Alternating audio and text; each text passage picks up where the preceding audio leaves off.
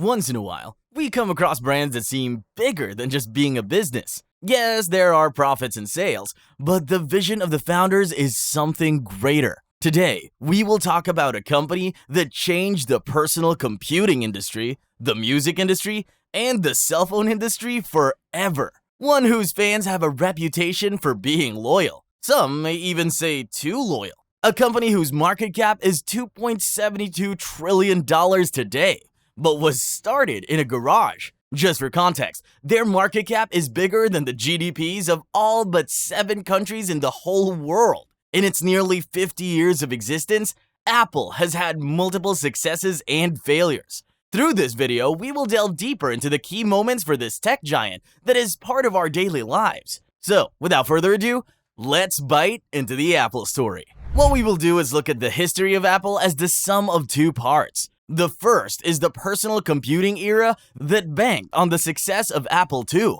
Apple's second personal computer. Let's call this the Apple II era. The second era starts with the return of Steve Jobs and the changes that came with him. Let's call this the Steve Jobs 2.0 era. The beginning of Apple is a story about 2 young and ambitious geniuses. The Apple II era started in 1971 when Steve Wozniak and Steve Jobs first met. Over the next few years, not only did they develop a friendship, but also came up with a rather interesting device that could tap into telephone lines. This tapping allowed anyone using the device to make calls for free. If you were wondering, yes, it was illegal. Now, there is a vital role that the timeline played too. The 70s was a decade with a lot of computer activity. The iron was hot, but most of the action was happening in the commercial domain rather than the personal computing space. In 1975, the 2 Steves joined a group called the Homebrew Computer Club. The club met from time to time to discuss the cutting-edge revolutions in technology. Can you imagine being a part of one of these meetings? How cool would that be? The club meetings were one of the biggest motivators for Wozniak to develop the Apple I. In fact, in 1976, when the Apple I was ready, it was at a club meeting that he first displayed his machine. The potential of what Wozniak had built was clear to Steve Jobs right away. Together, they converted Wozniak's hobby project into a commercial success, selling 200 units at $666.66 each. Fun fact, the retail price was set at $666.66 because Steve Wozniak loved repeating numbers. This computer was delivered in the form of assembled circuit boards. This meant that if you had purchased an Apple I, you would have to attach your monitor, keyboards, and case to the computer. Many customers felt the machine was a little intimidating for them. Wozniak and Jobs envisioned a completely different second machine. Not only an upgrade on Apple I, but the new machine had to be user-friendly. The Apple II was going to be an assembled unit within a case that also had a keyboard. The neat finish would make it less intimidating, requiring fewer cable connections and short setup time. Once the prototype was ready, the 2 Steves needed financial backing to bring the product out to the world. The financial help came in the form of Mike Markkula, who took a 33% stake in the business incorporated as Apple Computer Inc. in 1977. Apple II went on sale on June 10, 1977, for a retail price of $1,298. It was a giant success.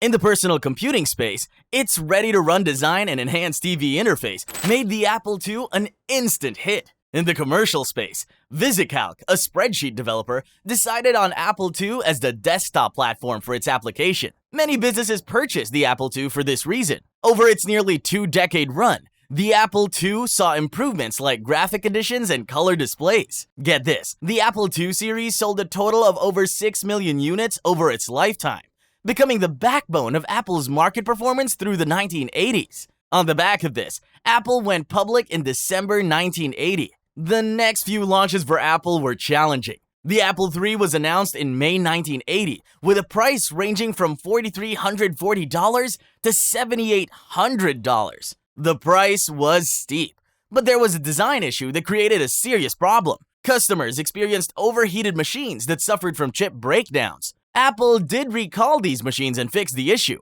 but the damage was done. Around then, IBM entered the personal computing space with the PC. Many users saw it as the perfect alternative to the Apple III. Apple III and Apple in general still performed decently, and the reason might surprise you. Back in the 80s, many saw the Apple versus IBM story as the David versus Goliath story. They rooted for David, Apple in this case, sometimes even ignoring its flaws. Apple was the American dream, two guys building a company out of a garage. The next launch came in the form of the Lisa. The goal of this computer was to provide an unmatched user experience with a focus on graphic user interface. This would allow users to operate a machine that could interact through graphical icons and audio indicators rather than just plain text. Priced at around $10,000, it failed to generate enough interest. The Macintosh was launched in 1984 with one of the most well-known commercials ever. Do check it out if you haven't already. The Macintosh was highly priced, and its sales dipped after initial success.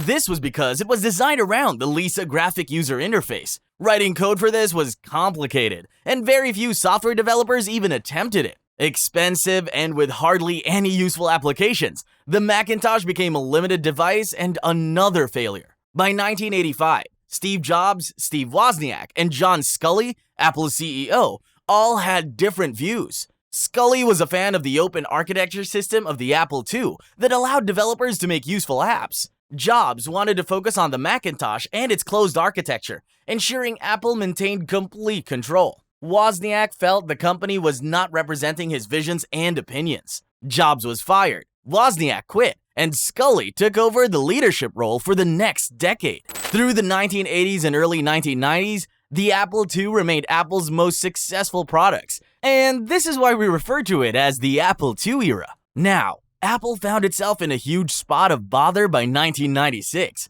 There were many reasons for this. From 1985 to 1996, Apple had 3 different CEOs, 2 of whom were short-term. Meanwhile, Apple had started to sell many computer variants at different price points. Imagine walking into a store and seeing so many varieties that you're confused. It almost seemed that Apple was not aware of its best offerings. Many variants also put a financial strain on inventory management. The Mac operating system was licensed out to many companies. This brought in a licensing fee, but allowed other companies to make their version of the Macintosh for a cheaper price. This directly impacted Apple's sales. R&D was mismanaged, and new products did not reflect the consumer's desire. By 1996, Apple had too many products, conflicting visions of short-term CEOs, and no clue where the next hit was coming from. It posted losses of over $800 million in financial year 1996 and $1 billion in 1997.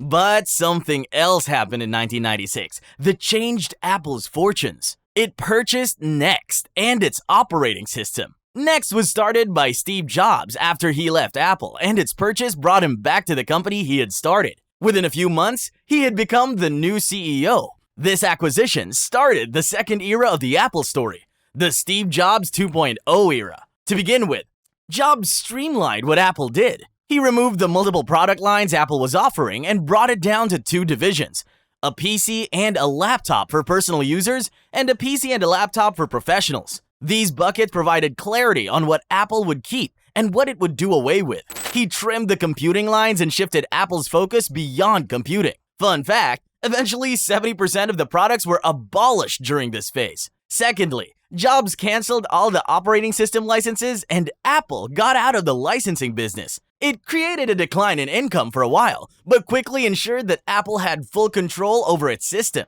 An ongoing part of the Apple story is its relationship with Microsoft. Steve Jobs built a relationship with Bill Gates that ensured Apple's survival during the 90s. Microsoft invested $150 million in Apple, and in exchange, all Apple's lawsuits against Microsoft for patent infringements were dropped, and Internet Explorer became the default web browser for Macs. Microsoft also launched its Office applications for Apple. This wasn't just a deal, it was a deal that saved Apple from collapse. If you have read up on Steve Jobs or watched movies and videos about him, one of the things he was most concerned with was product design. Under the Steve Jobs 2.0 era, Apple began to make products that radically changed the way consumers use their devices. Think about the scrolling mechanism on the iPod, the use of your finger for the iPhone touchscreen, and the connectivity and capabilities of the Apple Watch and AirPods. Apple went from being a company with too many products to a family of a few products that seamlessly interacted with one another.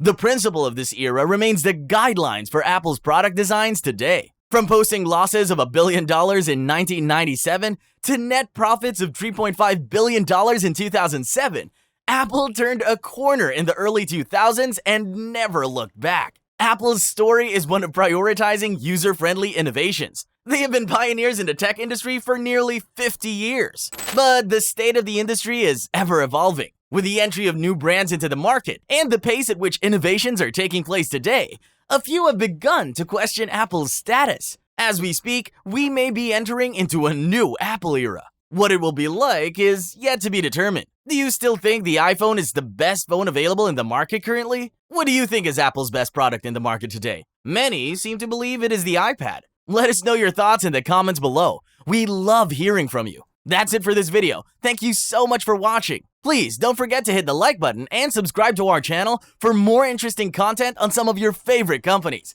And hit that bell icon so that you're notified every time we drop a fresh video. See you next time.